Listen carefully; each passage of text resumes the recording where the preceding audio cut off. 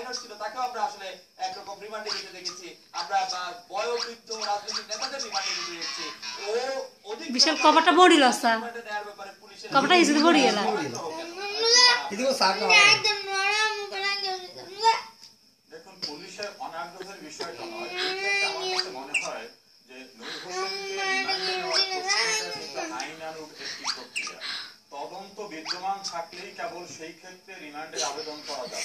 যে তদন্তটি সম্পন্ন হয়েছে ওর প্রেক্ষিতে আমরা চার্জশিট বলি, তার বিরুদ্ধে বাদীর নারাজি দরখাস্ত কিন্তু কম্পিটেন্ট ম্যাজিস্ট্রেট বিবেচনা করে দেখছেন যে এটা যৌক্তিক নয়।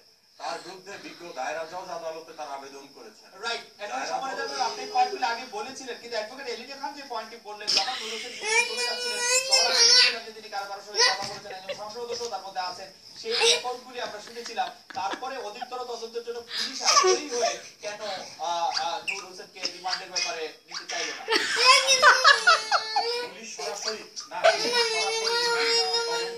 যাওয়ার পর পুলিশের কোনো সুযোগ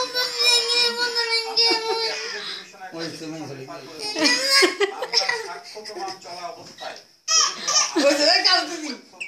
আসে আদালত সে আসামির বিরুদ্ধে নিতে পারবেন।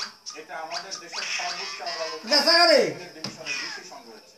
নূর হোসেনকে দেশে আনার যে বিষয়টি, বিচারের মুখোমুখি করার বিষয়টি, সার্ভিসে থাকা সেনাবাহিনীর এ জাতীয় কর্মকর্তাদের এ জাতীয় একটি মামলায় বিচারের মুখোমুখি সরকারের সদিচ্ছা